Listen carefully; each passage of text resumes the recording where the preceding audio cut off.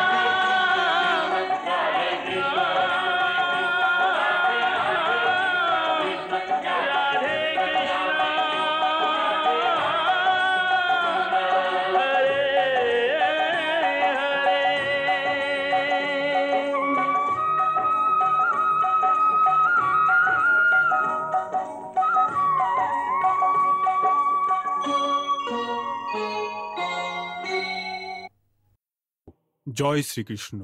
এখন আমরা বিরাট স্বরূপের আগের কথা আপনাদের শোনানো আরম্ভ করব। শ্রীকৃষ্ণ গীতার 11 অধ্যায়ে অর্জুনকে নিজের বিরাট স্বরূপের দর্শন করিয়েছেন। এরপরে গীতার 7 অধ্যায় এখনো বাকি আছে, সুতরাং সবচেয়ে আগে আমরা গীতার বাকি অধ্যায় আপনাদের দেখাবো। তারপর মহাভারত যুদ্ধের ওই অংশ দেখাবো যার মধ্যে শ্রীকৃষ্ণের প্রধান ভূমিকা ছিল, যেখানে উনি নিজের পার্থসারথী রূপের কর্তব্য পালন করেছেন। তারপর পাণ্ডবদের রাজ্য অভিষেক করে উনি ওদের আবার কুরুক্ষেত্রে নিয়ে আসেন, যেখানে ভীষ্ম পিতামহ তীরের সাহায্যে শুয়ে মৃত্যুর প্রতীক্ষা করছিলেন। ওখানে শ্রীকৃষ্ণ বলার পর ওই দিব্য মহাপুরুষ ভীষ্ম পিতামহ পাণ্ডবদের যে অন্তিম উপদেশ দেন আর তার সাথে যে জ্ঞান শিক্ষা দেন, তার এত বড় উদাহরণ সম্পূর্ণ সংসারে আর কোথাও নেই। জ্ঞানী লোকেরা তো ওই উপদেশকেই গীতার মতোই গুরুত্ব দেয়। ওই শান্তি পরবের পর ভগবান শ্রীকৃষ্ণের মানব লীলার একটি এত সুন্দর ভাগ আছে, যেখানে উনি এই পৃথিবীতে যা কিছু করেছেন ওই সমস্ত কর্মগুলিকে এক এক করে একত্রিত করলেন। মাতা পিতা ছাড়াও নিজের যাদব কুলের সমস্ত আত্মীয় স্বজনদের কল্যাণের রাস্তা দেখালেন। আর যখন প্রয়োজন হয়েছে অধর্ম, অন্যায় এবং অহংকারকে নষ্টও করেছেন। মহাভারতের যেই যুদ্ধের ময়দানে শ্রীকৃষ্ণ গীতা শুনিয়েছেন, ওই ভয়ঙ্কর মহাযুদ্ধের প্রধান কারণ কি ছিল, ওই মহাবিনাশের বীজ কোথায় পড়েছে, এই বীজ তখন জন্ম নেয় যখন দুর্যোধনরা পাণ্ডবদের উন্নতি এবং প্রগতি সহ্য করতে পারত না। সেই জন্য দুর্যোধন ওদের প্রাণ নেবারও চেষ্টা করেছে।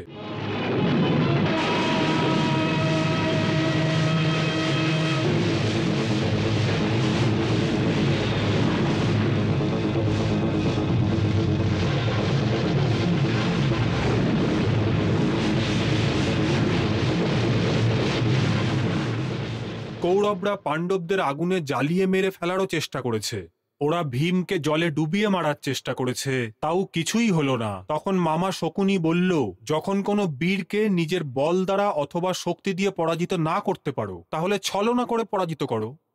তখন মামা শকুনি বলল যে দেখো, বসন্তের মহোৎসব আসছে, ওই সময় পাণ্ডবেরা মহারাজ ধৃতরাষ্ট্রের কাছ থেকে আশীর্বাদ নেওয়ার জন্য হস্তিনাপুর আসে।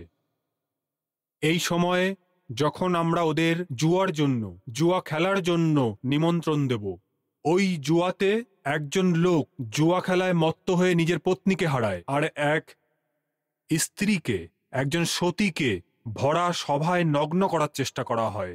এর থেকে বড় দুর্ভাগ্য কোনো দেশে, কোনো সংস্কৃতিতে হতে পারে না। ওখান থেকেই মহাধ্বংসের বীজ বপন হয়েছিল, যা শুধু একটি মহান রাজ্যকেই না, বরং এক মহান সংস্কৃতি, আর ওই সংস্কৃতিতে যারা ছিল তারা সেই সব মহান মানব সম্পর্ক, লোকেদের সম্মান আর হিউম্যান ভ্যালুসকে জুয়া খেলায় কুরবান করে দিয়েছে। ওই দিন কৌরব সভায় যে জুয়া খেলা হয়েছিল ওটা কোনো ধর্মের খেলা ছিল না, ছল আর কপটের খেলা ছিল।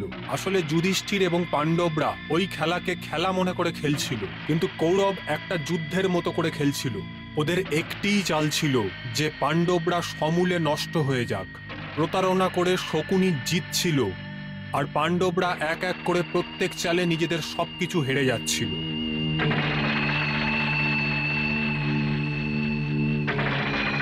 প্রভু, পাশা খেলা কত ধ্বংসাত্মক হয় এটা জানা সত্ত্বেও ধর্মরাজ যুধিষ্ঠিরের মতো মহান জ্ঞানীও পাশার মতো মহা বিনাশকারী খেলা খেলার জন্য তৈরি হয়ে গেলেন।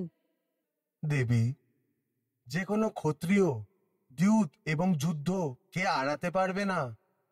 ক্ষত্রিয় ধর্ম এই যে যখন কোনো ক্ষত্রিয়কে যুদ্ধ এবং জুয়ার জন্য আহ্বান করা হয় তখন ও বারণ করতে পারবে না, কারণ জুয়াও এক ধরনের যুদ্ধই। দ্যুত এবং যুদ্ধ দুটোরই পরিণাম খুব বিনাশকারী হয়। তাও ক্ষত্রি দ্যুত খেলার জন্য নিজেকে আটকাতে পারে না।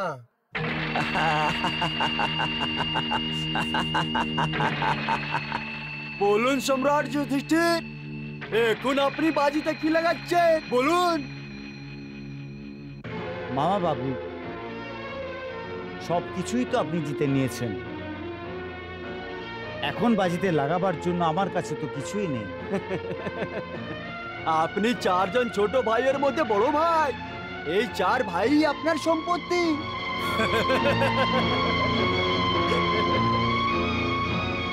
এগারো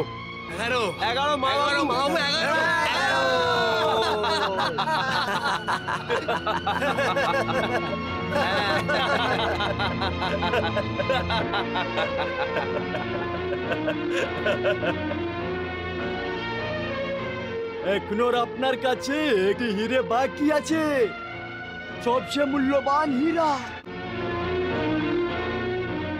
না, আমার কাছে আর কোনো হিরে নেই।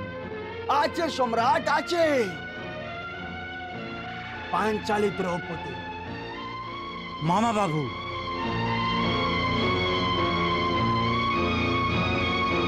হ্যাঁ, দ্রৌপদী। খেলো সম্রাট যুধিষ্ঠির, আপনার অন্তিম পড়াও এবার, আর না তো পা।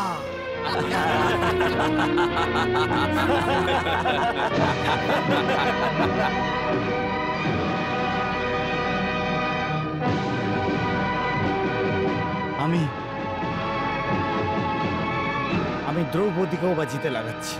দ্রৌপদী, দ্রৌপদী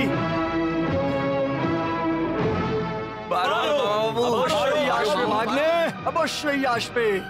পারো মা বাবু, পারো। না,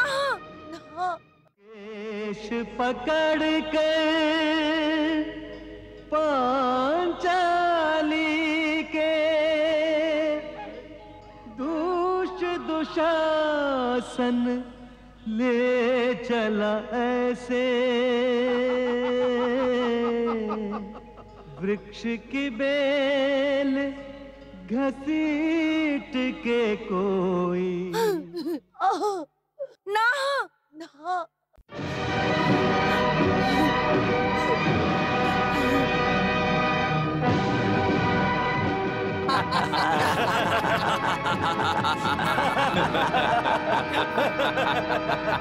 दुशासन, যথা আজ্ঞা ভ্রাতাশ্রী। ওঠ, ওঠ।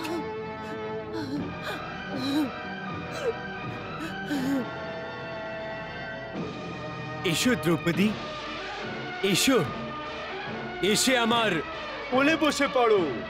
দুর্যোধন, তুই একজন স্ত্রীরই না, আমার বউকে অপমান করেছিস।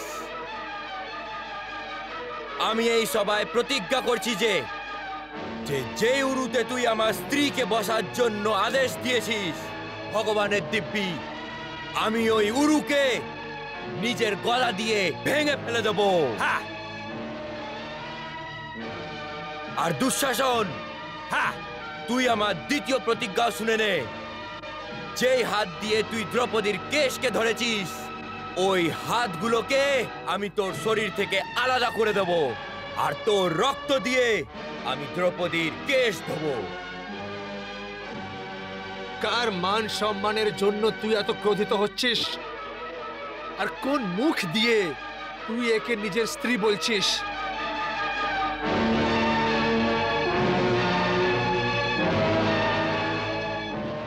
এ আরে এ তো পাঁচ জনের স্বামীর স্ত্রী আছে।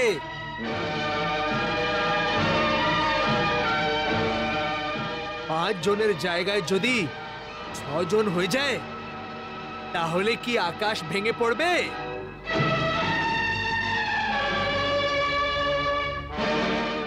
দুঃশাসন, দ্রৌপদীকে নগ্ন করে দাও, নগ্ন করে দাও, নগ্ন।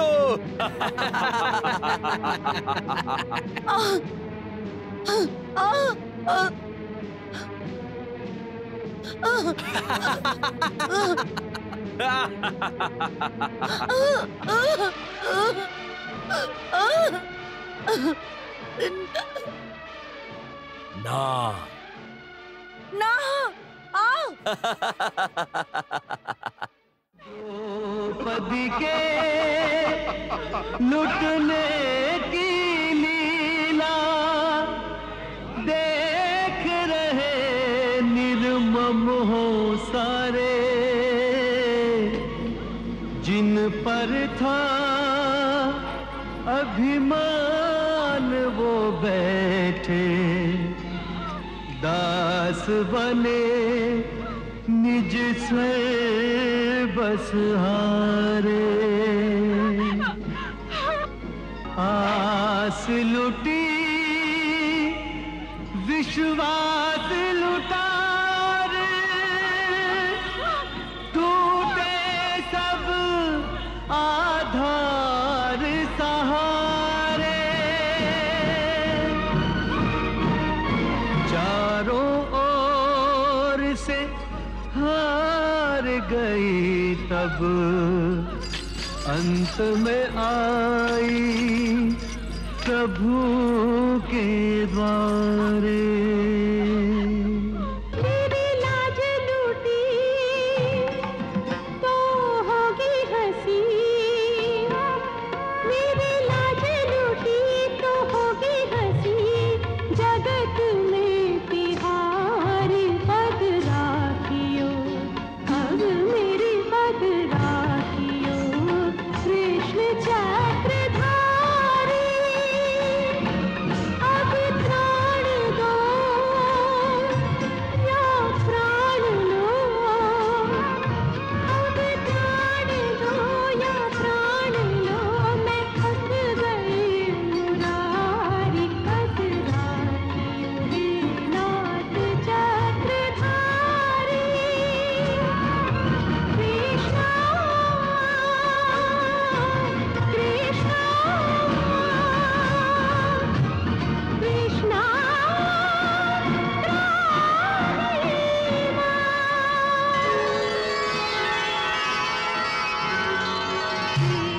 कृष्ण कृष्ण कृष्ण कृष्ण चक्रधारी, कृष्ण कृष्ण कृष्ण कृष्ण दुख शोक हारी। कृष्ण कृष्ण कृष्ण कृष्ण कृष्ण चक्रधारी, कृष्ण कृष्ण कृष्ण कृष्ण दुख शोक हारी।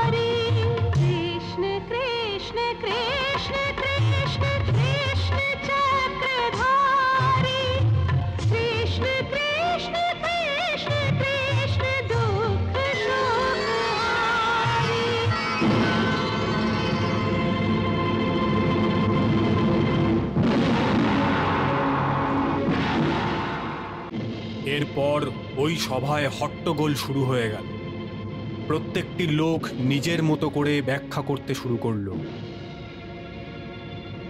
কেউ পাণ্ডবদের পক্ষে চিৎকার করতে থাকে, আর কেউ কৌরবদের পক্ষে চিৎকার করছিল। শেষ পর্যন্ত একটি ফয়সালা নেওয়া হয় যে পাণ্ডবরা 12 বছরের জন্য বনবাস আর 1 বছরের জন্য অজ্ঞাতবাসে যাবে। শর্ত এটাও রাখা হয় যে যদি অজ্ঞাতবাসে ধরা পড়ে যায় তাহলে ওদের আবার 12 বছরের জন্য বনবাস আর 1 বছরের জন্য অজ্ঞাতবাসে যেতে হবে। এমনকি পাণ্ডবরা নিজের জ্যৈষ্ঠ পিতাশ্রীর আজ্ঞা অনুযায়ী নিজেদের রাজ্যের বস্ত্র ত্যাগ করে বনবাসে যাবার জন্য প্রস্তুত হয়ে যায়।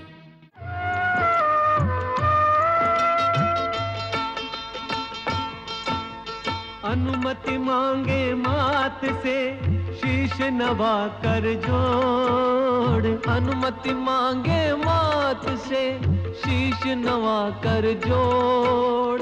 भारी मन से जा रहे मातृभूमि को छोड़, राजा दास बने अनुजों संग राजा दास बने।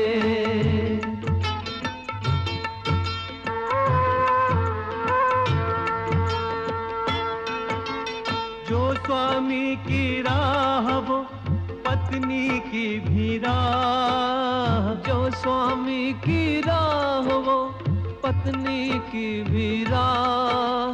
सीता के सम द्रौपदी करे धर्म निर्वाह, राजा दास बने अनुजों संग राजा दास बने।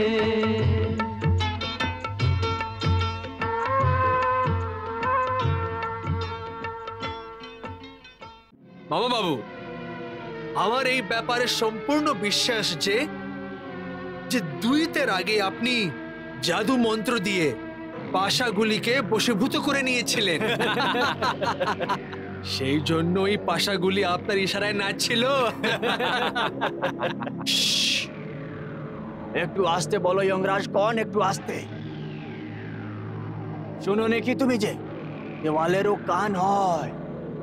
যদি শকুনি মামার ষড়যন্ত্রের কথা কেউ জেনে যায় তাহলে অনর্থ হয়ে যাবে, অনর্থ। আর কোনো অনর্থ হবে না মামা বাবু, না।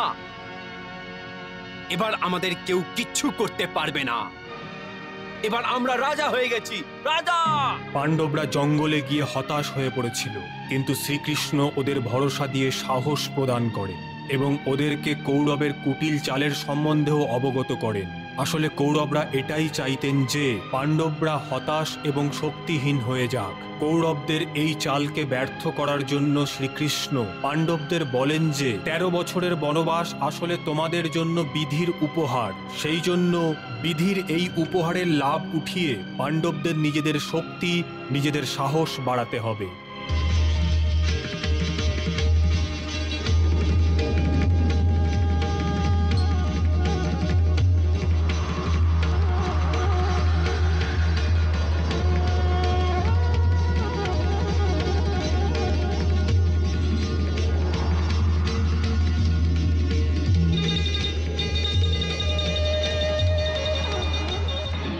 আজকে 5 জন পাণ্ডবের অজ্ঞাতবাসের প্রথম দিন। যাও ওদের চারিদিকে খোঁজ করো, প্রত্যেক শহর, প্রত্যেক রাজ্য, প্রত্যেক গলিতে ওদের খোঁজো। জঙ্গল, গ্রাম, পাহাড়, পর্বত সব জায়গা ওদের খোঁজ করো। আকাশ পাতাল এক করে দাও।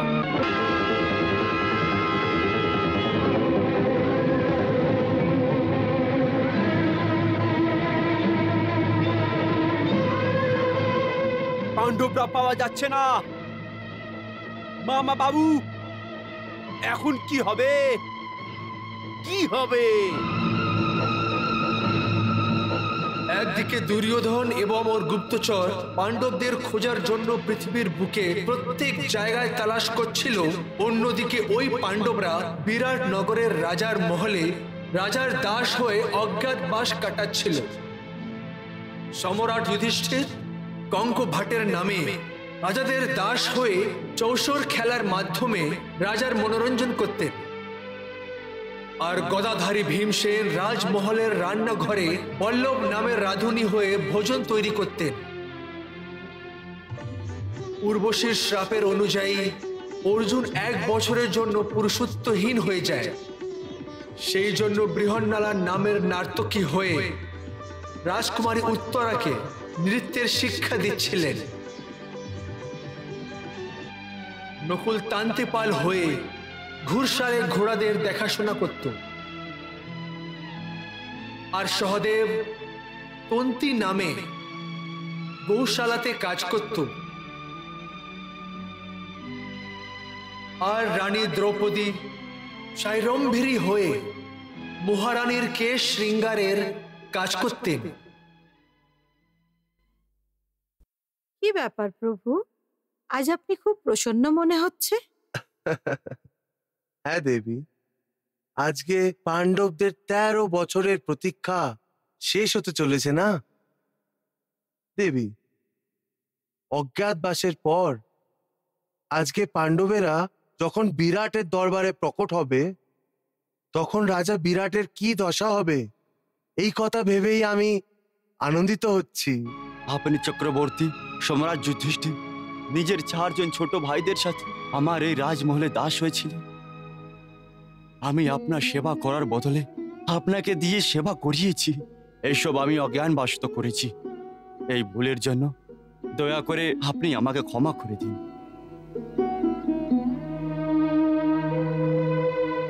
না না মহারাজ, না, এটা আপনি কি করছেন? অজ্ঞানে করা ভুলের জন্য আপনি ক্ষমা চাইছেন? বরং আমাদের না চিনতে পারা আমাদের জন্য উপকারী হয়েছে। যদি চিনে ফেলতেন তাহলে এখানে লুকিয়ে থাকা মুশকিল হয়ে যেত, আর অজ্ঞাতবাসের সময় ধরা পড়ে যেতাম।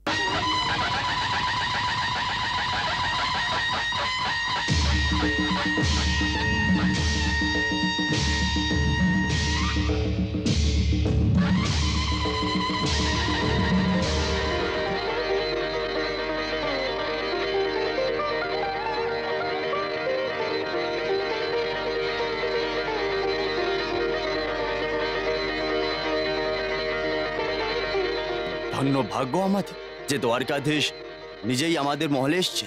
সুখী থাকো। প্রণাম বাসুদেব। প্রণাম।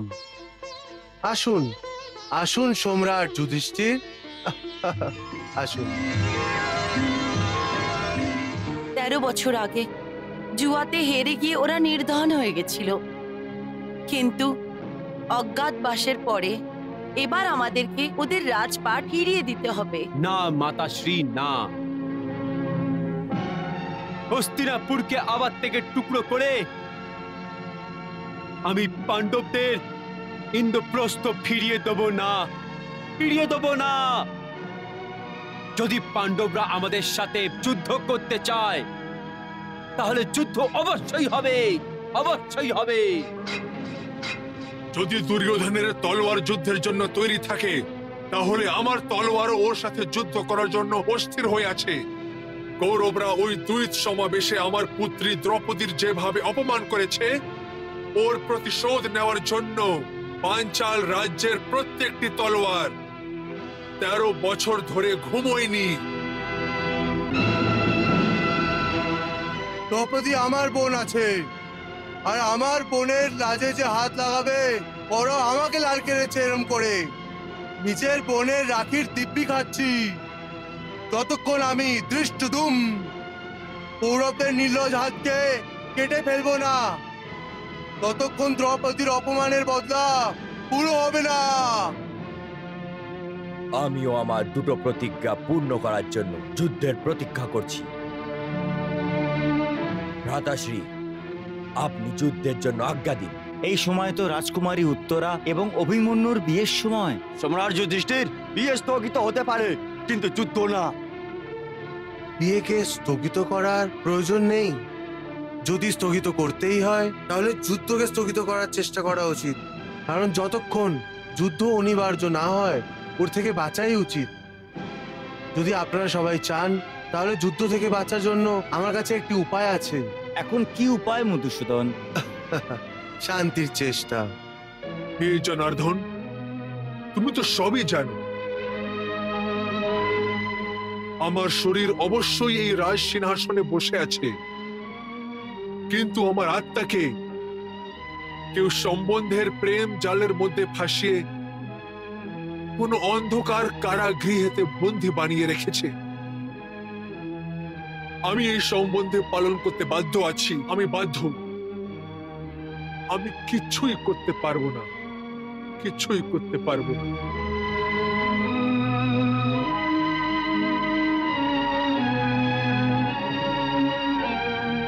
মহারাজ ধৃতরাষ্ট্র, আপনি আপনার বাধ্যতার দুঃখ বলে নিজের কর্তব্য থেকে পেছনে হতে পারবেন না, ওর থেকে পালাতে পারবেন না।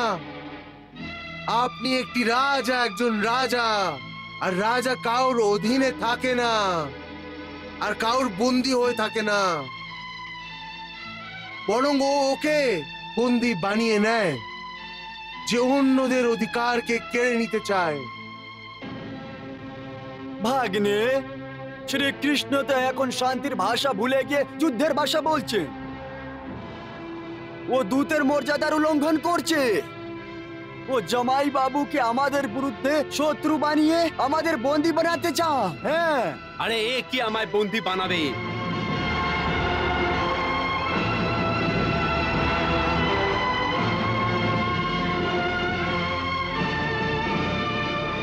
আমি ওকেই বন্দী বানিয়ে নেব। কর্ণ, কর্ণ, বন্দী বানিয়ে নাও একটা পক্ষপাতী দূতকে। সাবধান, কেউ যদি দ্বারকাধীশের দিকে এক পা বাড়াবার সাহস করে তাহলে এখানেই এই দরবারে সবার মাথা কেটে ফেলে দেব। ছাড়তে কি, বসো।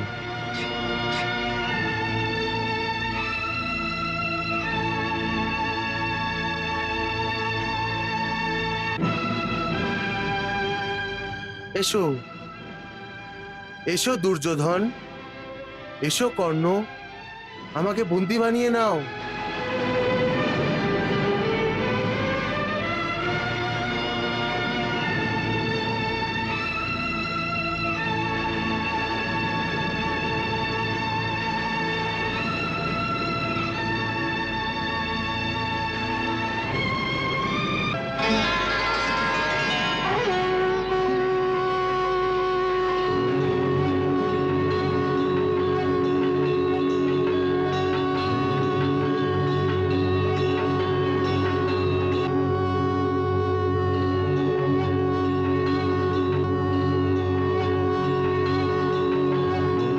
জয় শ্রীকৃষ্ণ।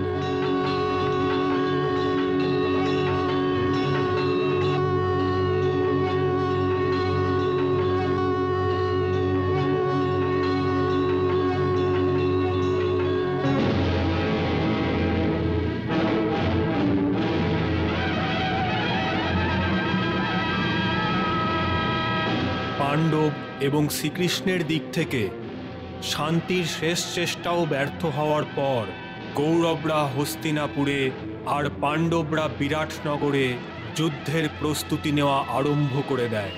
উত্তর দক্ষিণ পূর্ব পশ্চিম প্রত্যেক জায়গার রাজাকে এই মহাযুদ্ধে নিজের দিক থেকে যুদ্ধ করার জন্য নিমন্ত্রণ করা হয়। আর বড় বড় রাজা মহারাজা সম্রাট যুধিষ্ঠির এবং কৌরব সৈনিকদের মধ্যে উপস্থিত হয়ে নিজের নিজের সৈনিকদের ওদের নেতৃত্বের মধ্যে যুদ্ধ করতে প্রস্তুত হয়ে যায়। আর অন্যদিকে পাণ্ডবদের সেবায়ও বড় বড় রাজা মহারাজা সম্রাট যুধিষ্ঠিরকে নিজের নিজের সৈনিকদের অন্যের নেতৃত্বে যুদ্ধ করার জন্য দিতে আরম্ভ করে দেন। এদিকে কৌরবেরা ভীষ্ম পিতামহকে নিজের সেনাপতি বানায়। ভীষ্ম পিতামহ, যার শক্তি ও প্রতিজ্ঞা ছিল, যা উনি হস্তিনাপুরের সুরক্ষার জন্য নিয়েছিলেন। অন্যদিকে পাণ্ডবরা শ্রীকৃষ্ণের আজ্ঞা অনুযায়ী দ্রৌপদীর ভাই ধৃষ্টদ্যুম্নকে পাণ্ডবদের সেনাপতি বানায়। যখন যুদ্ধ অনিবার্য হয়ে যায় তখন দুদিকের সেনাপতিরা নিজের নিজের সৈনিকদের কুরুক্ষেত্রের যুদ্ধভূমির দিকে এগিয়ে যাওয়ার জন্য আদেশ দিলেন।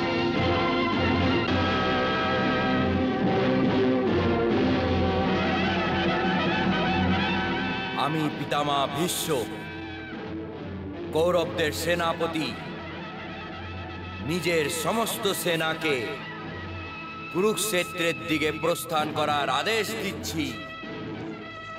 এই মহাভয়ঙ্কর যুদ্ধকে স্থগিত করার প্রতিটি চেষ্টা যখন ব্যর্থ হতে থাকে, তখন দুই দিকের সৈনিকেরাই মহাধ্বংসের দিকে এগিয়ে যেতে আরম্ভ করে দেয়।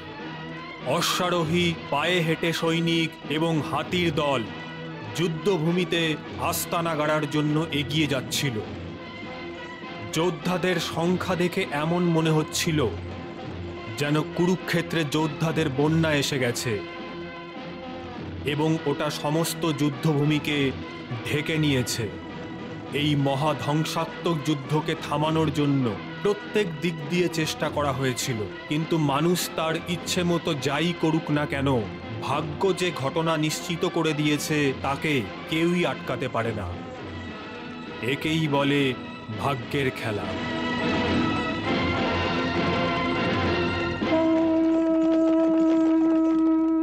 আমি কি জানতাম যে নিজের প্রতিজ্ঞা অনুযায়ী ধর্ম পালন করার জন্য অধর্মের সাহায্য করে আমাকে ধর্মের বিরুদ্ধে যুদ্ধ করতে হবে। যেই বংশে আপনার এবং মহাত্মা বিদুরের মতো তপস্বীদের অপমান হয়, দ্রোণাচার্য এবং কৃপাচার্যের মতো গুরুদের উপেক্ষা হয়, দ্রৌপদীর মতো পতিব্রতা নারীর লজ্জার সাথে খেলা করা হয় সবার সামনে, ওই বংশের বিনাশ তো অবশ্যই হওয়া উচিত পিতামহ, অবশ্যই হওয়া উচিত। তাতশ্রী, ভালো হয়েছে যে আমি অন্ধ। নিজের চোখ দিয়েও আমি এই মহাধ্বংসকে দেখতেও পারতাম না, আর দেখার মনোবলও আমার মধ্যে নেই। তাহলে তুমি এই মহাযুদ্ধকে, এই মহাবিনাশকে থামাওনি কেন? হে তাতশ্রী, আপনি তো পরম জ্ঞানী, আর আমি একজন সাধারণ মানুষ। আমি চাই না যে আমার হাতে কোনো অধর্ম কাজ হোক, কিন্তু আমার পুত্র এখন আমার অধীনে নেই। আমি ভাগ্যকে কিভাবে বদলাতে পারি? আমি এই যুদ্ধকে থামাতে পারবো না।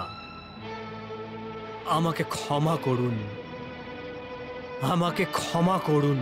আমি তোমাকে বোধহয় ক্ষমা করেও দিতে পারতাম, কিন্তু কুরুক্ষেত্রে যা কিছু ঘটতে চলেছে ওর জন্য ইতিহাস তোমাকে কয়েক যুগ পর্যন্ত ক্ষমা করতে পারবে না ধৃতরাষ্ট্র।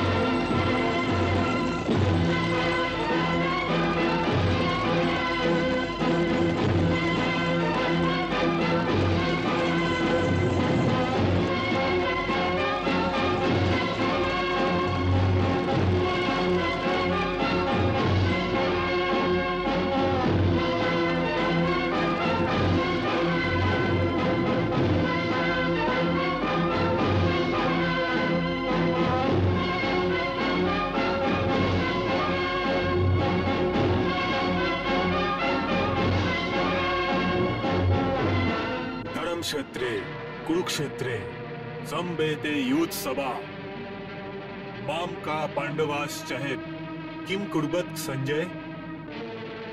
হে সঞ্জয়, কুরুক্ষেত্র যাকে ধর্মক্ষেত্রও বলা হয়, ওখানে যুদ্ধ করার ইচ্ছা নিয়ে যারা একত্রিত হয়েছে, আমার পুত্র এবং পাণ্ডব পুত্ররা কি কি করেছে এটা তুমি আমাকে জানাও।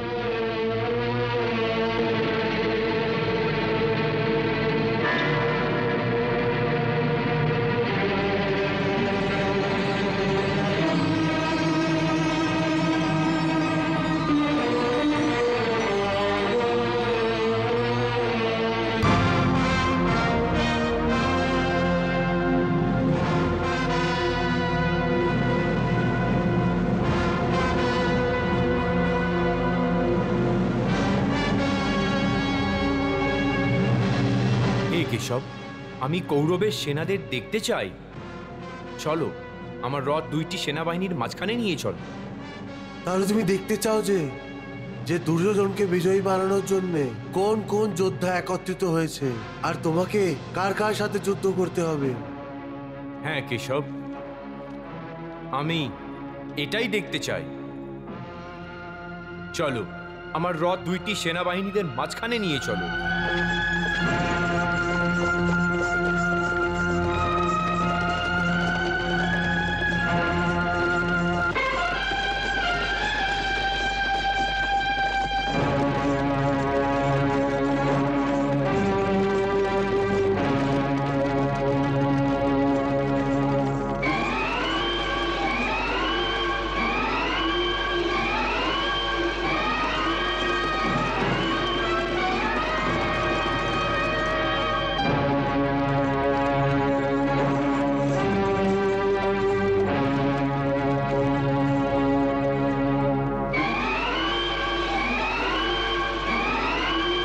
হে অর্জুন, তোমার ইচ্ছা অনুযায়ী আমি তোমার এই রথ দুটো সেনার মাঝখানে নিয়ে এসেছি।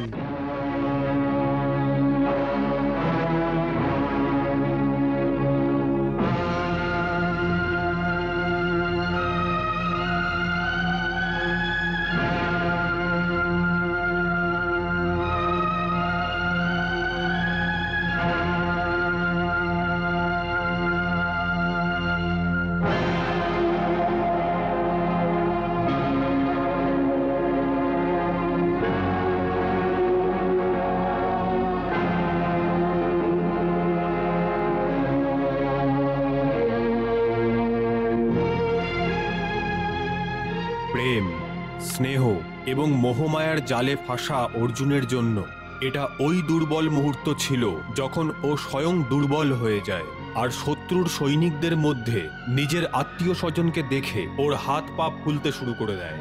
ওর আত্মবিশ্বাস দুর্বল হতে শুরু করে। যুদ্ধের চিন্তা না করে ও আবেগে ভেসে যায়। এই সময় ভাবার জন্য নয়, যুদ্ধ করার সময়। তোমার গান্ডীবের টনকার শোনার জন্য শুধু এই যুদ্ধভূমিই না, বরং আকাশে বসে দেবতারাও প্রতীক্ষা করছে।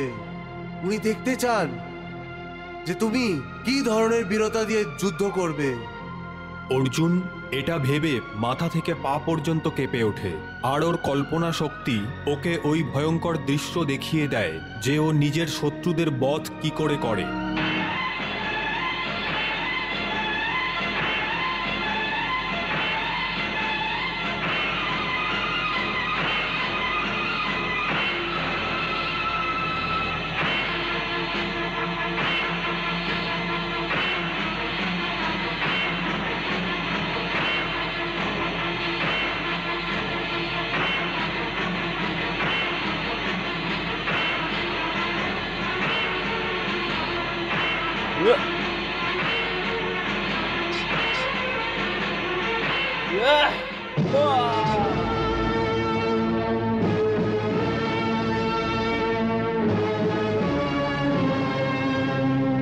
অর্জুন,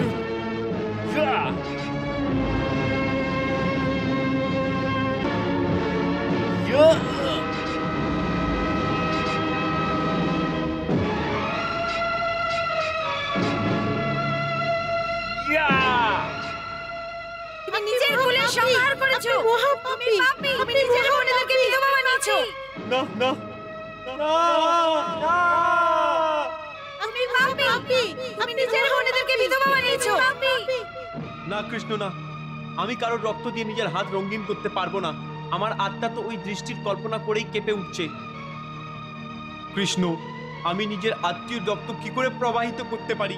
কি করে প্রবাহিত করতে পারি? যেই প্রীতমার হৃদয় দিয়ে আমার জন্য প্রেমের স্নেহের গঙ্গা সর্বদা প্রবাহিত হতো, ওই প্রীতমার হৃদয়ে তলোয়ার দিয়ে আমি কি করে রক্ত প্রবাহিত করতে পারবো? আমি কোনো দৈত্য না যে আমি নিজের লোকেদের রক্ত দিয়ে স্নান করব। এটা আমি কখনো করতে পারবো না, কখনো না। পার্থ, তুমি এদের আপনজন মনে করো, সেই জন্য তুমি এদেরকে মৃত্যুর ঘাটে পাঠাতে পারছো না। কিন্তু যদি তুমি এদের মৃত্যুর ঘাটে না পাঠাতে চাও, তাহলে এরা অবশ্যই তোমাদের সবাইকে মৃত্যুর দ্বারে পাঠিয়ে দেবে। হে মধুসূদন, যদি ওরা আমাকে মারতে চায় তাহলে মারতে দিন, আমার ওর জন্য কোনো চিন্তা নেই। কিন্তু আমি আপনজনদের মেরে এই পাপ কি করে করব? হে কেশব, তুমি তো জানোই কুল ধর্ম বিনাশ হয়ে গেলে সনাতন কুল ধর্মের বিনাশ হয়ে যায়, আর ধর্মের নাশ হয়ে গেলে সম্পূর্ণ কুলে পাপ এইভাবে ছড়িয়ে যায়। যেমন কোনো প্রাণঘাতক রোগ মনুষ্যের শরীরে ছাড়িয়ে যায়, আর ওই ছাড়ানো পাপের কারণে ওই বংশের স্ত্রী দূষিত হয়ে যায়, আর স্ত্রীর দূষিত হয়ে যাবার জন্য বর্ণসংকট সন্তানের উৎপত্তি হয়, আর বর্ণসংকরের পাপের জন্য সমস্ত বিনাশ লোক নরকের অধিকারী হয়ে যায়। সেই জন্য আমি যুদ্ধ করব না, আমি যুদ্ধ করব না।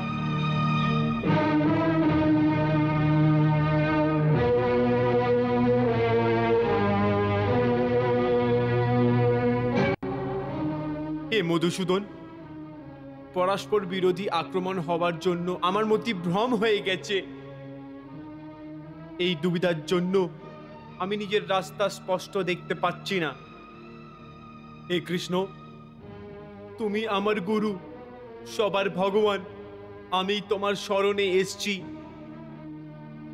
এবার তুমি আমার মার্গদর্শন করো, আমায় রাস্তা দেখাও, কি উচিত আর কি অনুচিত।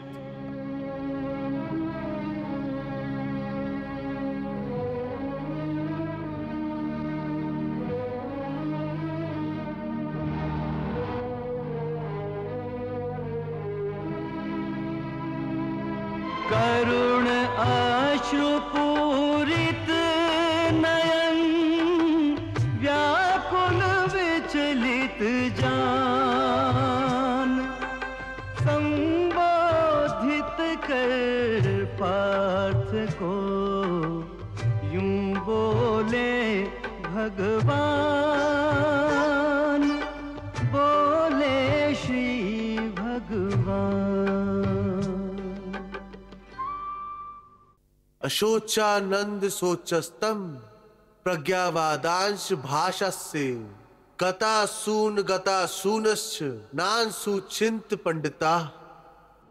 जो ही देने को चले प्रभु अर्जुन को ज्ञान, कुरुक्षेत्र पर हो गया केंद्रित सबका ध्यान, केंद्रित सबका ध्यान। আজকে পৃথিবীর বুকে যে দিব্য ঘটনা ঘটতে চলেছে, এরকম কয়েক যুগ ধরে কখনো ঘটেনি। ভগবান শ্রীকৃষ্ণ নিজের মানব অবতারে আজকে যে ব্রহ্ম জ্ঞান দিতে যাচ্ছেন, ওটা উনি কখনো পুরাতন সময় সূর্য দেবতাকে দিয়েছিলেন। সেই জ্ঞানকে স্বয়ং ওনারই মুখ থেকে আবার থেকে শোনার সুযোগ আমি হারাতে পারবো না দেবী। शोक के योग्य नहीं उनमें कोई, जिनके शोक में तू अकुलाए।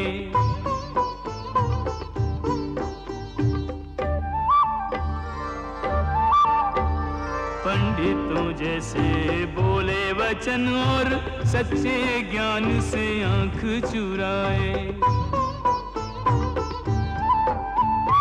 देह के दीप में प्राण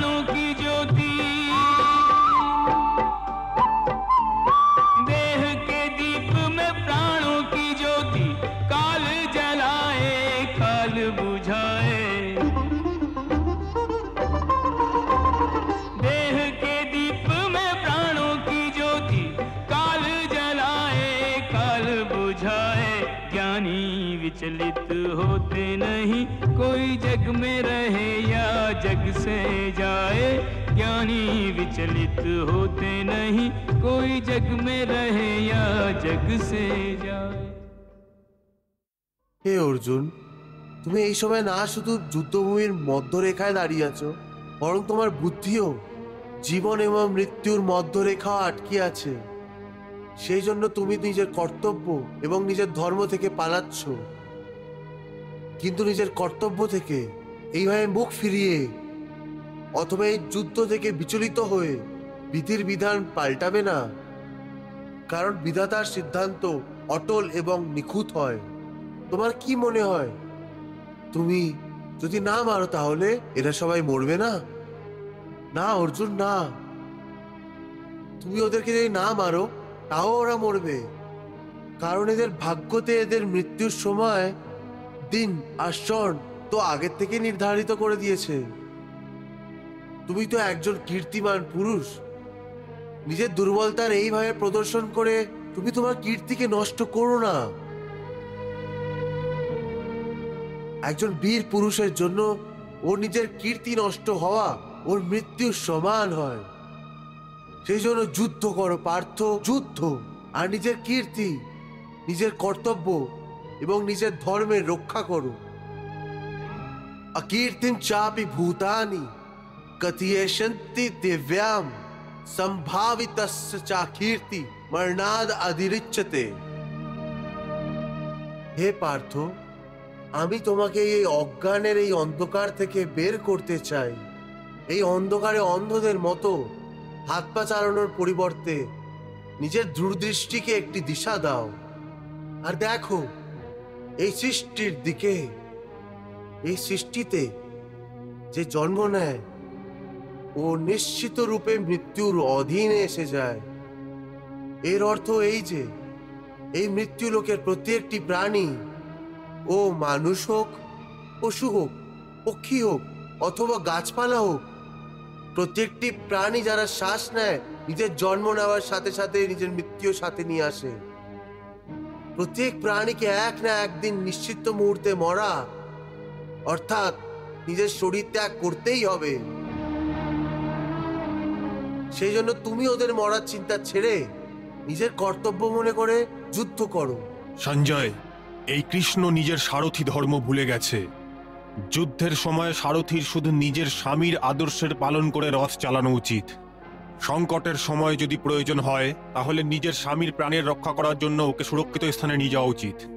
কিন্তু কৃষ্ণ যা করছে তা সবই সারথী ধর্মের বিরুদ্ধে। যদি অর্জুন যুদ্ধ করতে না চায় তাহলে কৃষ্ণ ওকে উপদেশ দিয়ে যুদ্ধ করার জন্য কেন বাধ্য করছে? জাতস্য হি ধ্রুবো মৃত্যুর ধ্রুবম জন্ম মৃত্যুশ্চ চ তস্মাদ পরিহারে অর্থে না ত্বম শোচিতুম অর্হসি। এটা ঠিকই কৃষ্ণ যে ওদের ভাগ্যে মৃত্যু লেখা আছে, কিন্তু ওর কারণ আমি হব কেন? যদি পিতামার মৃত্যুর সময় চলে এসছে তাহলে উনি নিজেই মরে যাবেন, তাহলে আমি নিজের হাত দিয়ে ওনায় মারবো কেন?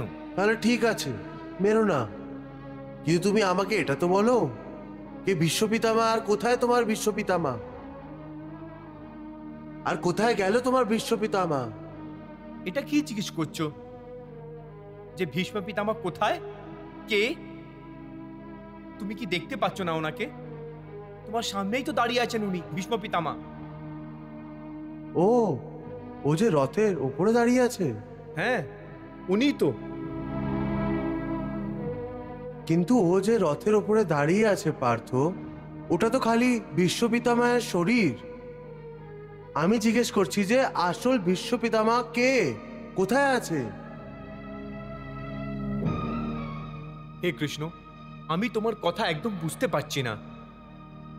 ও যে দেখা যাচ্ছে ও বিশ্বপিতামা না, শুধু শরীর। এর মানে হচ্ছে বিশ্বপিতামা অন্য কেউ?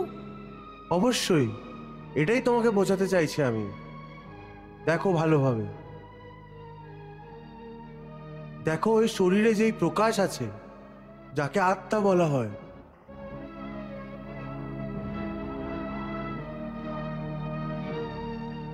আমি তোমাকে দিব্য চক্ষু প্রদান করছি।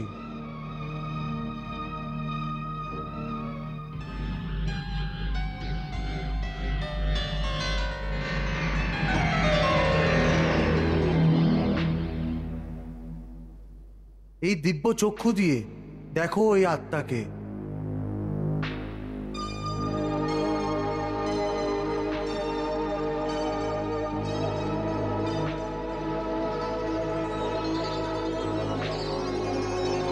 ওটা যেটা শরীরের ভেতরে আত্মা আছে, যে আলো দেখাচ্ছে, ওটাই আসল বিশ্ব পিতামা। দেখতে পাচ্ছ ওনার আত্মা?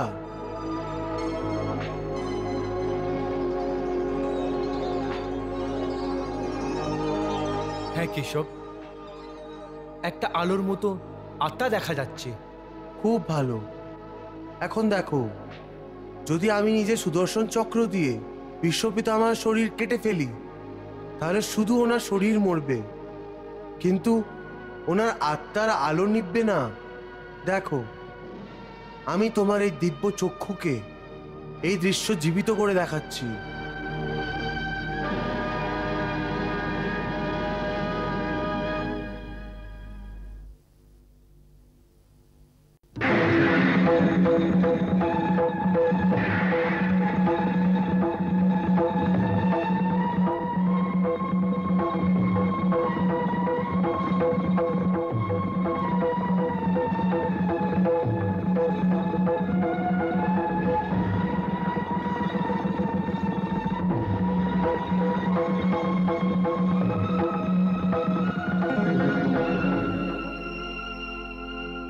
দেখতে পারলে অর্জুন, আমার সুদর্শনের মাধ্যমে শুধু ওই শরীরই নষ্ট হয়েছে, ওনার আত্মার প্রদীপ এখনো পর্যন্ত ওইভাবেই জ্বলছে।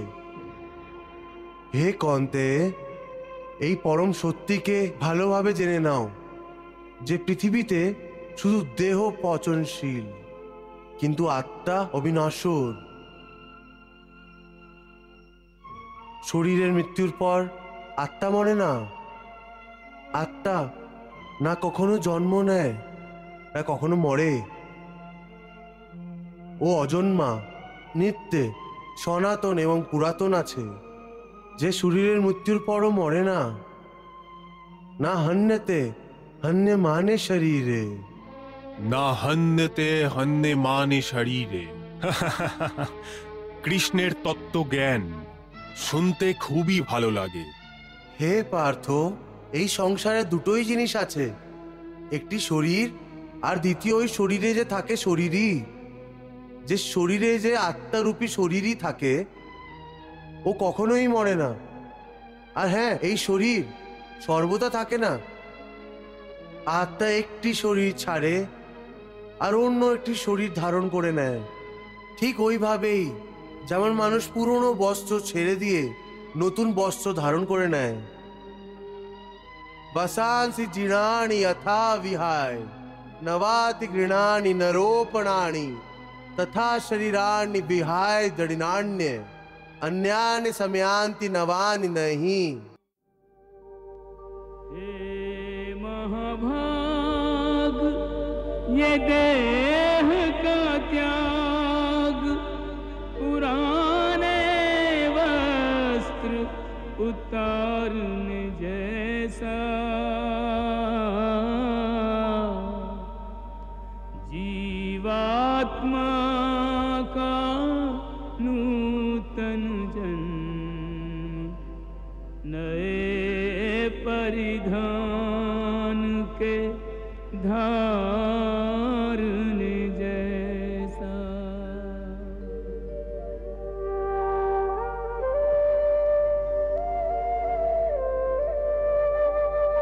देह भी चोला, वस्त्र भी चोला है, यह तथ्य विचारने जैसा। चोले के इस परिवर्तन पर क्या है धीरज हारने जैसा। বাহ প্রভু বাহ।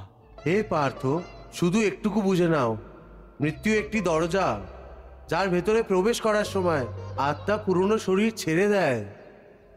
বাস্তবে মৃত্যু এবং জন্ম নেওয়ার দুটো দরজা আছে, যারা এক অপরের মুখোমুখি আছে। প্রাণী যখন মৃত্যুর দরজায় পৌঁছায় তখন ওই শরীরে মৃত্যু হয়ে যায়। তারপর আত্মার প্রকাশ ওই শরীরকে ছেড়ে এগিয়ে চলে যায়, আর তারপর ওই প্রকাশ নতুন জন্মের দরজায় প্রবেশ করে, যেখানে জীবাত্মা আবার থেকে একটি নতুন শরীর প্রাপ্ত করে।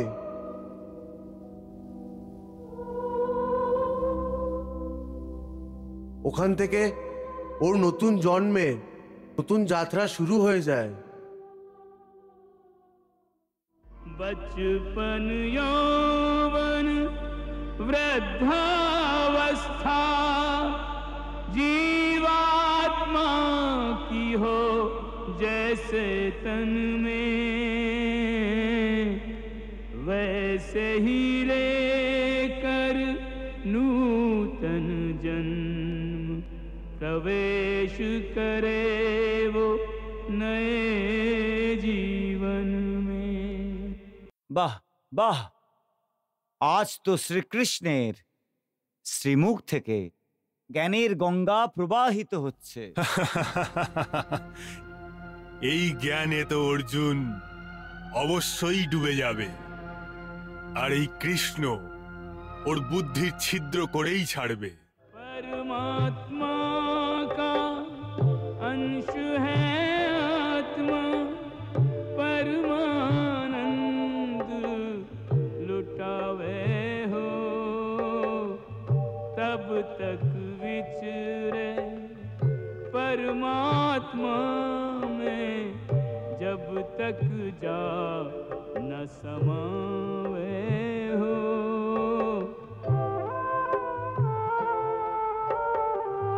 करके इसका शोक बावरे व्यर्थ ही नीर बहावे हो।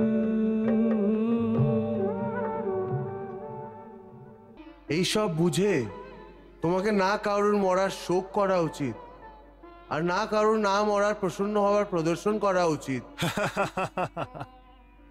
না জীবিত থাকলে আনন্দ হবে, না কারো মৃত্যুর জন্য দুঃখ প্রকাশ করবে। এটাই কি বলে গেল কৃষ্ণ? মানুষ যদি দুঃখ সুখ অনুযায়ী শোক প্রকট না করে তাহলে বাঁচবে কি করে? তাহলে ওর মধ্যে আর কোনো পাথরের মূর্তির মধ্যে পার্থক্য কি থাকলো? পার্থ, প্রাণীর শরীরের একটি অদৃশ্য অঙ্গ হলো মন, যাকে দেখতে পাওয়া যায় না, কিন্তু ওটাই শরীরের সবচেয়ে শক্তিশালী অংশ। হে পার্থ, প্রাণীর জন্য এটা প্রয়োজন যে প্রাণী নিজের মনকে আয়ত্তে করে নিজের অন্তরে উকি দিয়ে আত্মাকে দেখুক। তখন ওই আত্মার ভেতরে ও পরমাত্মার প্রকাশ স্পষ্টভাবে দেখতে পাবে।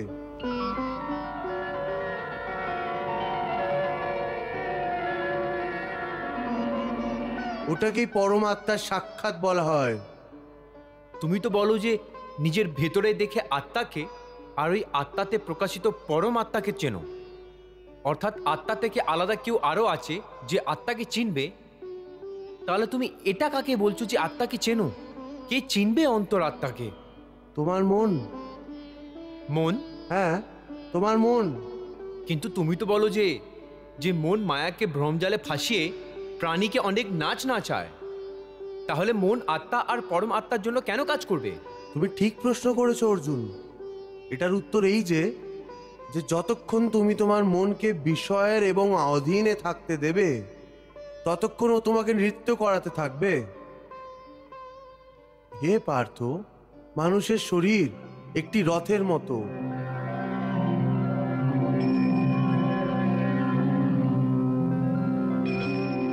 এই রথের যে ঘোড়া আছে ওদের মানুষের ইন্দ্রিয় মনে করো। এই ইন্দ্রিয় রূপী ঘোড়াকে যে সারথি চালায় ওই সারথিই মন। আর ওই রথে যে বসে আছে, যে ওই রথের স্বামী, ওই আত্মা। মানুষের ইন্দ্রিয় নিজের বিষয়ের দিকে আকর্ষিত হতে থাকে।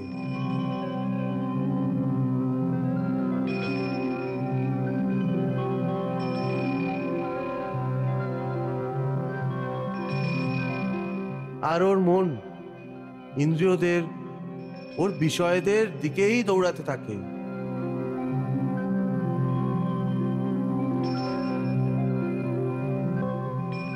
এটা ততদিন পর্যন্তই হতে পারে যতক্ষণ জীবাত্মা নিজের মনকে নিজের আয়ত্তে আনতে পারে না। যতক্ষণ মন আয়ত্তে আসবে না ততক্ষণ ও ইন্দ্রিয়দের বিষয়ের দিকেই দৌড়াতে থাকবে। বিষয় ওনাকে ডাকে আর ইন্দ্রিয় ওদের দিকে দৌড়ে যায়। আর মন জীবাত্মার কোনো চিন্তা না করেই রথকে ওই দিকে টেনে নিয়ে যায়। কিন্তু যখন তুমি স্বয়ং মনের অধীনে না থেকে মনকে নিজের অধীনে করে নেবে, তখন ওই মনই একজন ভালো সারথীর মতো তোমার শরীর রূপী রথকে সোজা প্রভুর চরণে নিয়ে যাবে।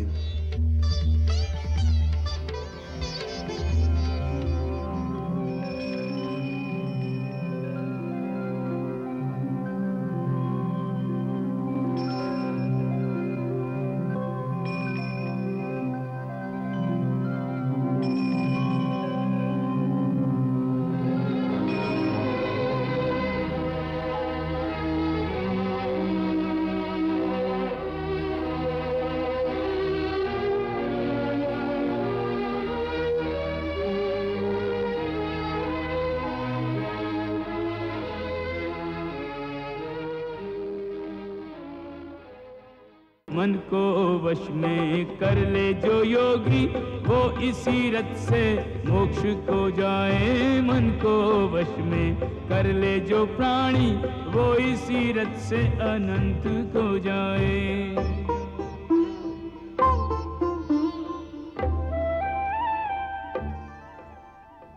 জ্ঞান মানুষের হৃদয়ে ওই রাগও আনতে পারে, আর ওই সত্যিকারের জ্ঞানই আমি তোমাকে প্রদান করছি।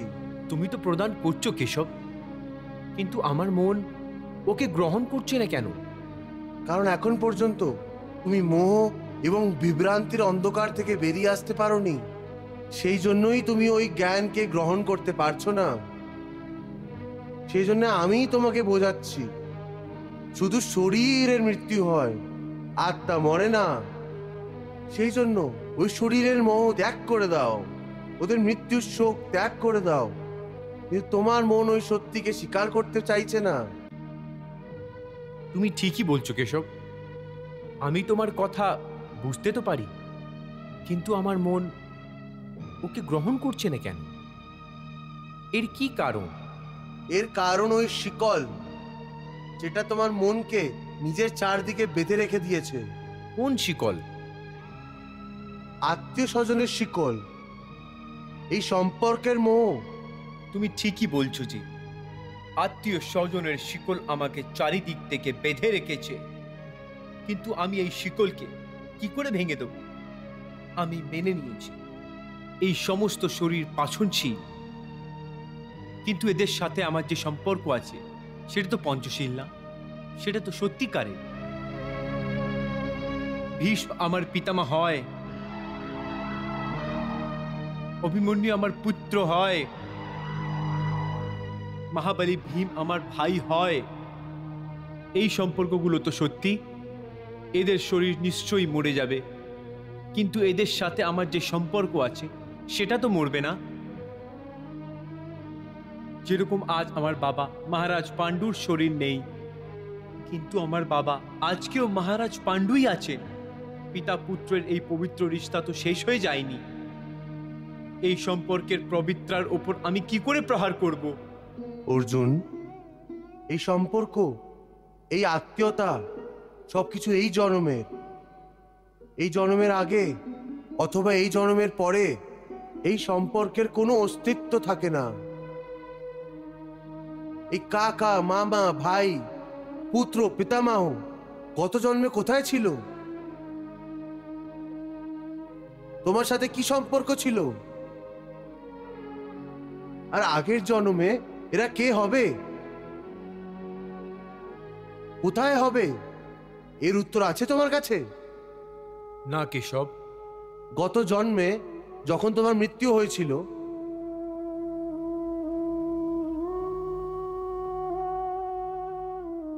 ওই সময় তোমার সমস্ত আত্মীয় স্বজন সম্বন্ধী কেঁদেছে হবে।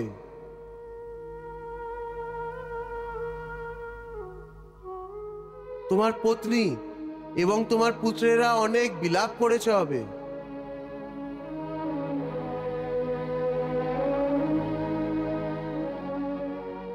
কিন্তু আজকে এই জন্মে তোমার মনেও নেই যে কে কে তোমার মৃত্যুতে শোক মানিয়েছিল।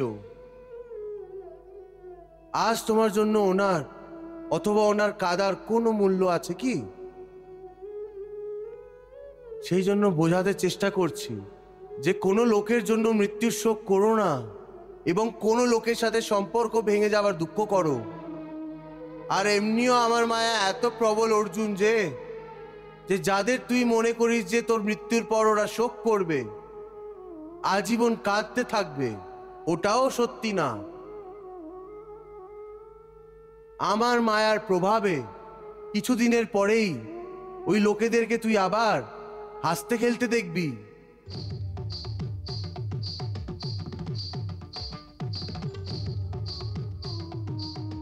মিত্র 4 দিন কাঁদে, ভাই 10 দিন কাঁদে, স্ত্রী ওর থেকে একটু বেশি কাঁদে, মা সবচেয়ে বেশি সময় পর্যন্ত কাঁদে।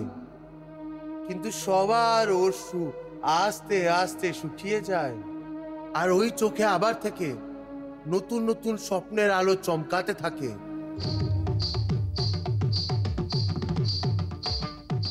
হে অর্জুন, এই সম্পর্ক শরীরের জন্মের সাথে জন্ম নেয় আর শরীরের মৃত্যুর সাথেই মরে যায়। সেই জন্য এই আত্মীয় স্বজনের চক্রবিউ থেকে বাইরে বেরিয়ে এসো। আত্মা অমর, এই অমর সত্যিকে স্বীকার করো। সম্পর্ক তো বদলাতেই থাকে। সঞ্জয়, এই ধরনের লোকেরাই পরিবারের মধ্যে ফাটল ধরিয়ে দেয়, ভাইকে ভাইয়ের থেকে আলাদা করে দেয়, যৌথ পরিবারে শত্রুতার বীজ বপন করে দেয়। এই কৃষ্ণ তো কথার জাদুঘর। ছোটবেলায় মাখন খেয়ে খেয়ে এর কথাবার্তাও মসৃণ ও মধুর হয়ে গেছে। মনে হচ্ছে যে ও অর্জুনকে সম্পর্কের মোহ থেকে বের করিয়েই ছাড়বে। এখন আমি তোমাকে কর্মযোগের সম্বন্ধে ওই গুপ্ত বিধি বলবো, যার মাধ্যমে তুমি কর্ম করার সাথেও কর্মের বন্ধন থেকে মুক্ত থাকবে। সুখ দুঃখে সমে কৃত্বা লাভা লাভো জয়া জয়ো ততো যুদ্ধায় যুজস্ব নৈবম পাপম অবাপ্স্যসি। पार्थ जय पराजय और लाभ हानि सुख दुख को कर ले स्वीकार आज तू समान भाव से। रण अलभ्य लाभ इससे वीर को न वंचित रख, तन सज्जित होने दे रण प्रदत्त घाव से। शस्त्र हैं खिलौने युद्ध भूमि खेल का आंगन, क्षत्रिय तो होते हैं युद्ध प्रिय स्वभाव से। होकर कटिबद्ध धर्म युद्ध हेतु प्रस्तुत हो, यूं तू बच जाएगा पाप के प्रभाव से। यूं तू बच जाएगा पाप के प्रभाव से। এইভাবে সুখ দুঃখ, লাভ হানি, জয় পরাজয় অথবা হার জিতকে এক সমান মনে করে শুধু এই জন্য যুদ্ধ করো কারণ এই সময় যুদ্ধ করা তোমার কর্তব্য। আর যদি এই মানসিক ভাবনা নিয়ে তুমি নিজের ধর্ম ভেবেই যুদ্ধ করো, তাহলে ওর জন্য তোমার পাপ হবে না? এটা কি বলছো কেশব, যে যুদ্ধ করে পাপ লাগবে না? যুদ্ধতে তো ভীষণ হিংসা হবে, লক্ষ প্রাণীদের হত্যা হবে।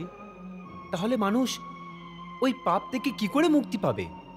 যদি কোনো কাজ নিষ্কাম কর্মযোগের নিয়মে করা হয়, তাহলে নাই ওর জন্য পাপ হয় আর নাই ওর পুণ্য পাওয়া যায়। নিষ্কাম কর্মযোগ? হ্যাঁ, নিষ্কাম কর্মযোগ। এটা অনেক অদ্ভুত কথা বলছো কেশব।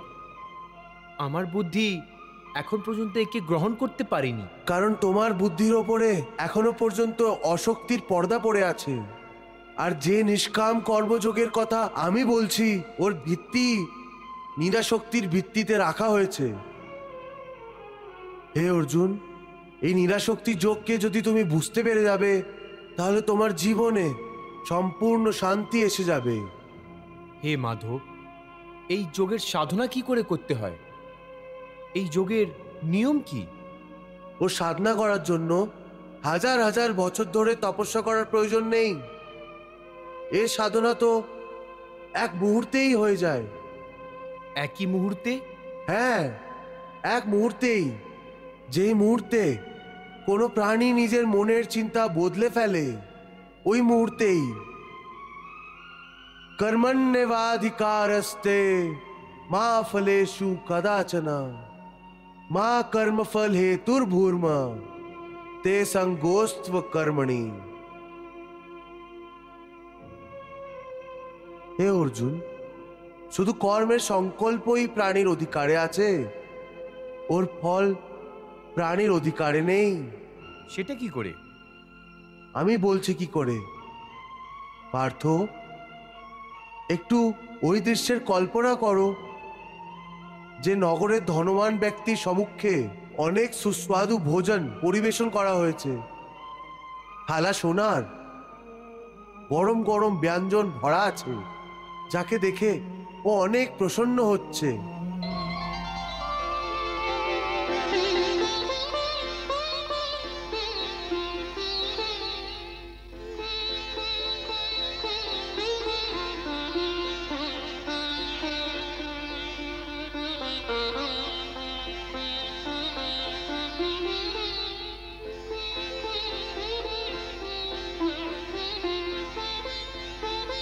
ও ভীষণই খুশি হয়ে প্রথম কামড় নেয়।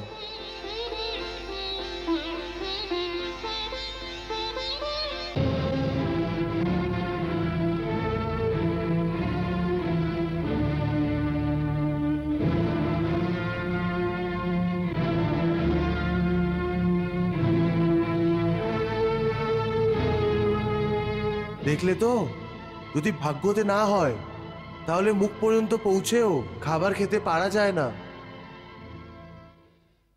বাহ প্রভু, বাহ। হে কেশব, যখন কর্ম থেকে মনুষ্য মুক্ত হতে পারে না, তাহলে ও কর্ম কি করে করবে যাতে ও পাপ এবং পুণ্য থেকে মুক্তি পেয়ে যায়? হে পার্থ, এর প্রাদত্তি এই হবে যে মানুষ ফলের ইচ্ছা ত্যাগ করে কর্মকে নিজের ধর্ম মনে করে করুক। ফলও অবশ্যই পাবে, কিন্তু এই ফলকেও বিধানের ইচ্ছা মনে করে স্বীকার করুক। জ্ঞানী পুরুষেরা এই যোগকে আপন করে নিয়ে কর্মযোগী হয়ে যায়। হ্যাঁ, কত বড় সত্যি প্রভু এত সহজে বলে দিলেন। সেটা কি করে ভগবান? দেবী, সমস্ত ভয়, চিন্তা, কলেশের মোহতে ও শক্তি থাকে।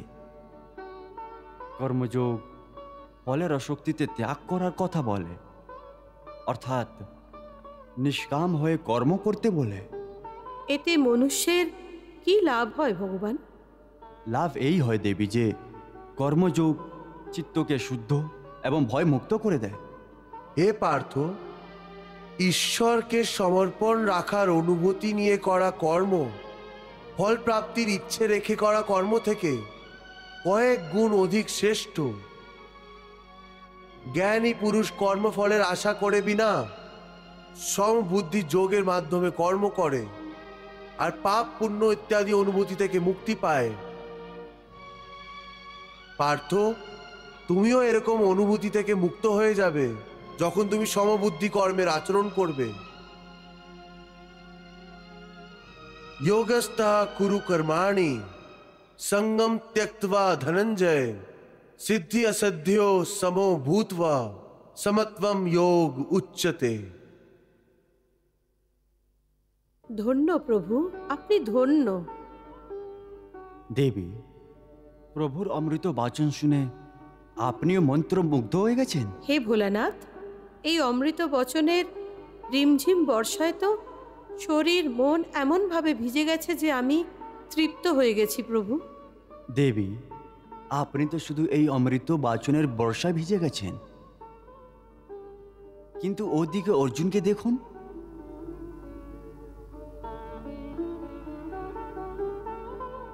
এই অমৃত বর্ষায় ওর সম্পূর্ণ অস্তিত্ব, ওর আত্মাও এমনভাবে বদলে গেছে যে যেমন বর্ষার পরে পৃথিবী সবুজ বস্ত্র পরে নববধূ হয়ে যায়। আপনার জ্ঞানের দিব্য অগ্নিতে আমার মন, আমার বুদ্ধি, আমার অজ্ঞাত এবং আমার অহংকার সমস্ত কিছু জ্বলে রাগ হয়ে গেছে। আমার আত্মা থেকে সমস্ত বোঝ নেমে গেছে। আমার এখন মনে হচ্ছে যেমন একটা পিঁপড়ে কোনো একটা পাতায় বসে পুরো সমুদ্র পার করে গেছে।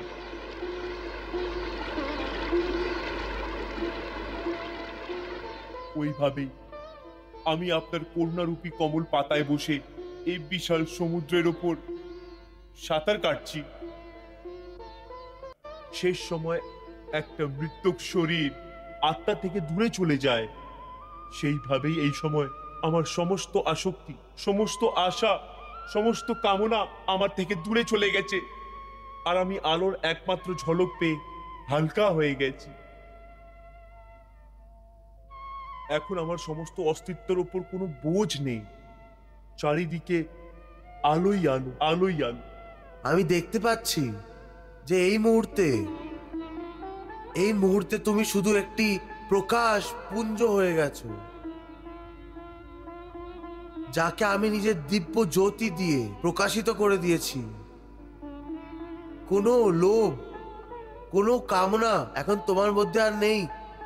হে প্রভু, এখন আমি সম্পূর্ণভাবে কামনা থেকে মুক্ত হইনি। কি বলছো অর্জুন? এখনো আমার ভেতরে একটি কামনা রয়ে গেছে যে মরিনি। হে অর্জুন, ওটা এমন কি কামনা যাকে আমার জ্যোতির তেজও ভস্ম করতে পারেনি? আপনার দর্শন। আমার সাক্ষাৎ দর্শন তো তুমি করছো না ভগবান, আমি আপনার সম্পূর্ণ রূপের দর্শন করতে চাই। হে সমস্ত বিনোদানের স্বামী, যদি আপনি আমার উপর প্রসন্ন হয়ে থাকেন তাহলে আমার এই অন্তিম ইচ্ছা পূর্ণ করে দিন। হে পার্থ, আমি তোমাকে সর্বদা নিজের সখা বলেছি। আমি তোমার এই ইচ্ছেও অবশ্যই পূর্ণ করতে পারি, কিন্তু আমার এই বিরাট স্বরূপের দর্শনের তেজ তোমার চোখ সহ্য করতে পারবে না। হে অর্জুন, তোমার দৃষ্টির থলি এত বড় না যার মধ্যে আমার সম্পূর্ণ দিব্য স্বরূপ সমাহিত হতে পারে। আমার চোখের থলি অবশ্যই ছোট আছে, কিন্তু আপনার করুণা, আপনার দয়া তো ছোট নয়। সত্যিকারের দাতা যাচকের ছোট থলি দেখে নিজের দাম কম করে দেয় না। ওইভাবেই হে অপরম্পার, আমাকে ওই নেত্র প্রদান করুন যার মধ্যে আমি আপনার এই বিরাট রূপের দর্শন করতে পাই। হে অর্জুন, একজন সত্যিকারের ভক্তের মতো আজকে তুমি ভগবানকে পরাজিত করে দিয়েছ। আচ্ছা ঠিক আছে, আমি তোমার ইচ্ছা অবশ্যই পূর্ণ করব। আজকে তোমার জন্যই সমস্ত দেবী দেবতাও আমার এই বিরাট রূপ দেখে সুখী হয়ে যাবে। সবচেয়ে আগে আমি তোমায় ওই নেত্র প্রদান করছি যে এই বিরাট রূপের দর্শন করতে পারে।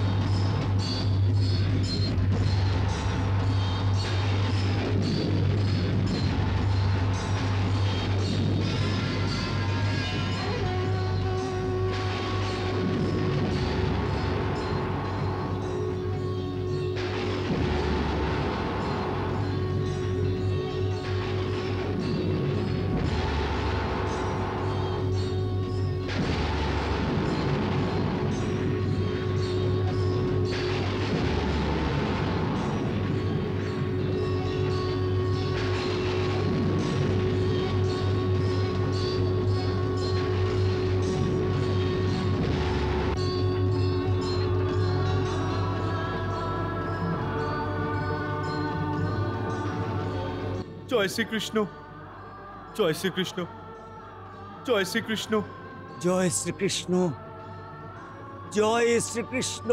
সঞ্জয়, জয় শ্রীকৃষ্ণ। আমি জিজ্ঞেস করছি যে এটা কি হচ্ছে? মহারাজ, কিচ্ছু জিজ্ঞেস করবেন না। এই সময় কি হচ্ছে?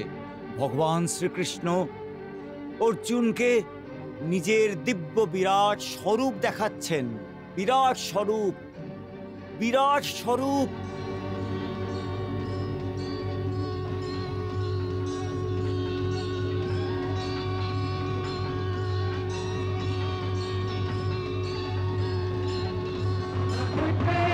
विराट स्वरूप धरे,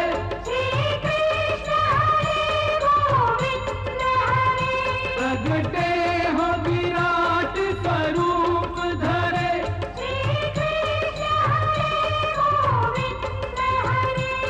श्री कृष्ण हरे गोविंद हरे, श्री कृष्ण हरे गोविंद हरे, श्री कृष्ण हरे गोविंद हरे, श्री कृष्ण हरे गोविंद हरे।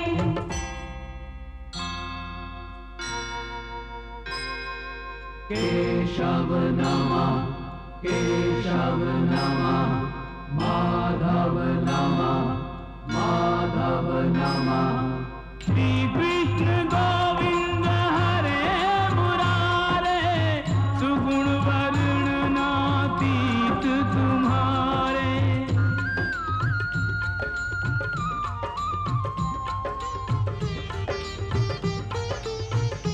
विराट स्वरूप त्रिभुवन राया, तुम्हारी जय जय त्रिभुवन राया। धन्य है यह विराट तम रूप, धन्य है यह विराट तम रूप, जिसमें ब्रह्मांड विराट समाया। तुम्हारी जय जय त्रिभुवन राया।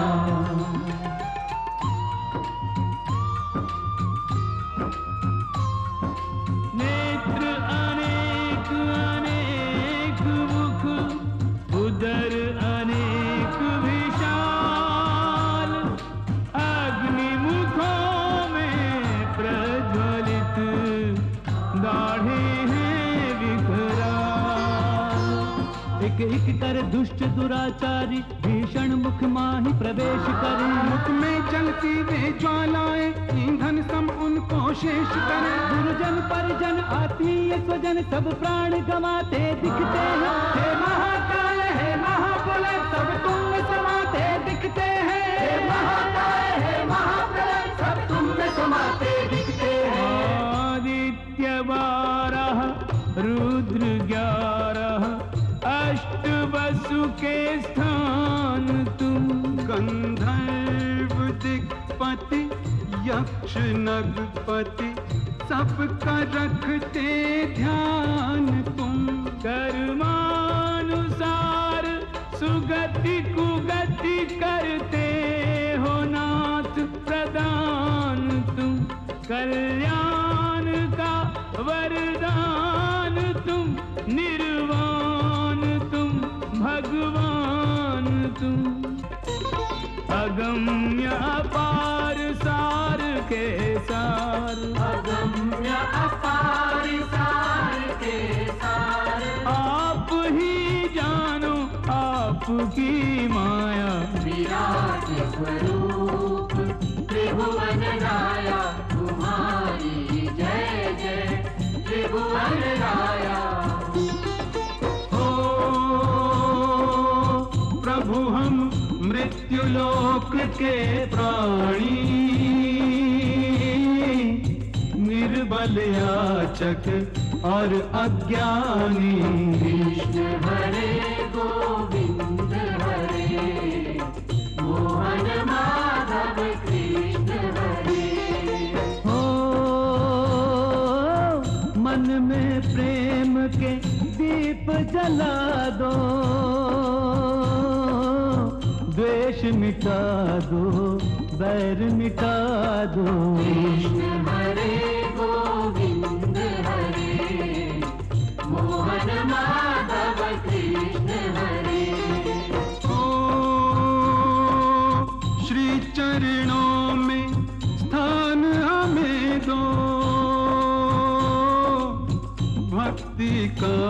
वरदान हमें दो। कृष्ण हरे गोविंद हरे मोहन माधव कृष्ण हरे। ओ बनी रहे तुम्हारी ठकुराई, चाकर रखो दो सेवकाई। कृष्ण हरे गोविंद हरे मोहन माधव कृष्ण हरे। ओ सेवा का फल बस यही मांगे, जन्म जन्म तुम पद अनुरागे। कृष्ण हरे गोविंद हरे मोहन माधव कृष्ण हरे। कृष्ण हरे गोविंद हरे मोहन माधव कृष्ण हरे। कृष्ण हरे गोविंद हरे मोहन माधव कृष्ण हरे। कृष्ण हरे गोविंद हरे मोहन माधव कृष्ण हरे। कृष्ण हरे गोविंद हरे मोहन माधव कृष्ण हरे। हरे कृष्ण कृष्ण कृष्ण हरे हरे, हरे कृष्ण कृष्ण कृष्ण हरे हरे, हरे कृष्ण कृष्ण हरे हरे, हरे कृष्ण कृष्ण हरे हरे, हरे कृष्ण कृष्ण कृष्ण हरे हरे, हरे कृष्ण कृष्ण कृष्ण हरे हरे। कृष्ण